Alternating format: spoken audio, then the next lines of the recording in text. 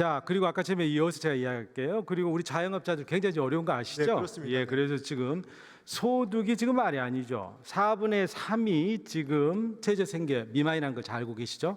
최저임금소득 미만. 예, 큰 문제입니다. 아까 우리 부채가 줄었다 하는데요. 지금 자영업자 대출은 절대적인 부채를 좀 늘고 있죠. 절대치는. 예, 그래서 1,000조가 지금 넘어가고 있다.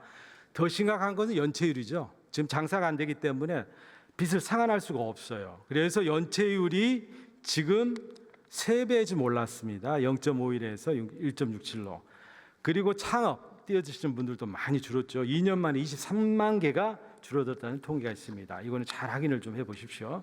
자, 부총리님, 부총리 아까 집에 열심히 노력하셨다고 합니다만은 어찌됐든 간에 우리 경제가 있지 않습니까? 이 3년 만에 크게 이게 침체 늪에 빠지지 않습니까? 그 이유는 뭐라고 생각하십니까? 특히 이웃 일본이나 이런 경우에는 빨리 있지 않습니까? 회복을 하고 있거든요. 근데 우리 지금 침체가 장기화되고 있지 않습니까? 이게 문제가 뭐라고 생각하십니까? 일본이 빨리 회복을 하고 있다는 취지는 그 거시원수 그렇죠, 그것이 예. 그건 아니라고 최근에 들은 네. 아니라고 저는 알고 있고요. 말씀하신 대로 뭐 여러 가지 이유가 있습니다. 여러 가지 네. 이유가 있습니다만은 제가 생각하기에는 그 코로나 이후에 저희가 상당히 모든 경제 주체들이 유동성 파트를 했습니다. 그래서 부채 의존 구조를 탈피하는 과정에서 지금 금리가 올라갔고 고물가, 그러니까 결국 코로나 그 글로벌 복합 위기의 그 뭐라 그럴까요? 부작용 자체가 저희가 생각보다는 굉장히 길고 그다음 무겁게 우리 민생을 짓누르고 있었다. 그래서 그런 부분들에 대한 저희가 조금 더 심각하게 판단을 했어야 되는데 그 부분이 저희가 판단이 생각보다 더 오래 갔다. 그래서 그게 지금 내수 부분에 어려움이 있다고 생각하고 있고요. 아까 자영업자 말씀을 하셨는데 자영업자 어렵습니다. 그래서 저희도 최선을 다해 노력을 했습니다만 또 자영업자분께서 어려운 부분은 네네. 경기적인 이유도 있지만 온라인이라든지 이런 분야의 구조적인 온라인의 판매가 늘어난 구조적인 요인도 있습니다. 그래서 그런 부분도 저희가 같이 노력을 했습니다만 그런 노력들은 원래 시간이 걸리는 작업입니다. 그렇기 때문에 재정을 써서 되는 것들이 아니기 때문에 네. 시간이 제가 필요했습니다. 부총리 여기에서 우리 부총리님의 변명을 듣고자 하는 게 아니고요. 변명이 아니고 경제적 실상에 관해서 물어보시니까요. 예, 답변을 그렇게 좀 드리는 정확히 같이 인식을 같이 해줬으면 좋겠습니다. 자, 저는 이렇게 생각합니다. 우리의 경제 진단과 처방이 잘못됐다 이렇게 봅니다. 자, 이 정부 출발했을 때 있지 않습니까? 국민들이 바라는 게 뭐였습니까? 첫 번째가 저거였습니다. 저출산 고령화 양극화, 구조적 저성장 요인을 빨리 극복해 주세요. 그리고 전 세계 산업 판도가 바뀌고 있으니 우리 경제를 지키고 혁신적인 성장에 적극적인 역할을 해주십시오. 그리고 우리 경기가 사이클상 하강 국면에 접어들지 않았습니까? 그러니까 경제 연착륙을 요구했습니다. 한마디로 말하면 구조적 전환기에 국가가 국민의 활로를 여는 비전을 제시하고 또 꺼져가는 경제를 살려내는 선도적 역할을 요구를 했지요. 자, 그런데 이런 처방을 제대로 있지 않습니까? 했습니까? 그건 아니죠. 우리가 기대했던 국가가 무한 책임으로 경제를 해결하는 역할을 하는 그리고 성장 견인 정책을 펼쳤어야 합니다. 그런데 정부는 어떻게 대처했을까요? 저는 이렇게 생각합니다. 정책 기조가 자유방임주였습니다. 시장이 기업이 다 알아서 잘한다. 정부는 뒷짐지고 있으면 된다는 경제 방관자의 역할을 했죠. 그러다 보니 경제 위기 상황, 생계 위기 상황에서 정부는 보이질 않았습니다. 자, 그리고 경제 정책 봅시다. 적극적인 통화 금융 정책을 했어야 되죠. 그러나 금리와 통화는 미국이 고금리를 유지할 수밖에 없었죠. 고물가를 잡기 위해서. 그러다 보니까 자금 시장을 미국이 장악을 하고 있기 때문에 저희가 운신의 폭이 없었습니다. 유일하게 남은 게 있잖아요. 재정 정책이었죠. 우리 재정 정책은 그런데 두 가지 있지 않습니까? 특징을 갖죠. 첫 번째가 이제 부자 감세 정책이죠. 두 번째가 초긴축 재정 정책이었습니다. 자, 이런 두 가지 정책 효과를 발휘했는지 좀 보겠습니다.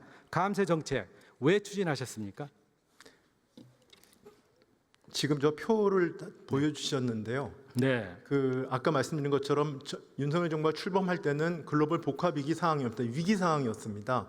그래서 그걸 가까스로 극복을 하고 나서 저희가 이제 경제 회복을 갖다가 추진하려고 했는데 아까 말씀드린 것처럼 국가의 무한 책임이라고 말씀하셨는데 국가의 역할이 무엇입니까? 물론 의원님하고 저하고 생각은 다를 수 있습니다. 국가의 역할은 재정의 역할이라고 하는 것은 복지나 약자 복지 측면에서는 재정의 역할이 필요하다고 저도 생각합니다.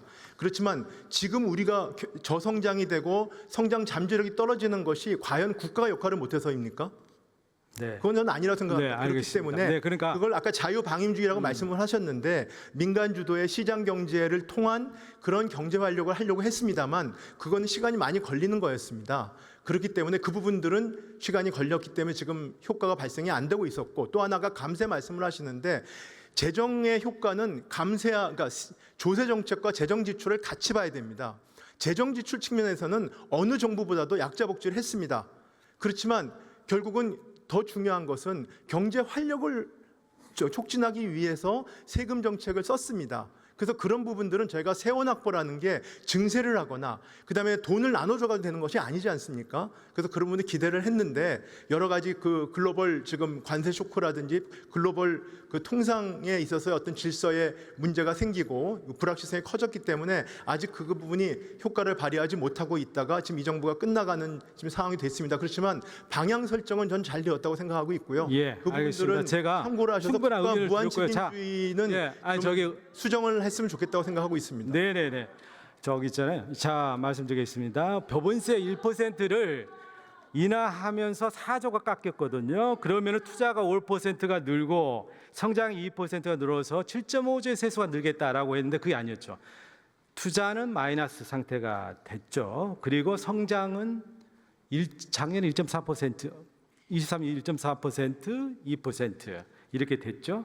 그러니까 평소보다 더 성장이 이루어지지 못한 겁니다. 그리고 87조의 세수 결손만이 생긴 거죠. 그러니까 정부의 정책이 결국에는 관여금리로 화살이 되고 만 겁니다. 긴축 재정 보겠습니다.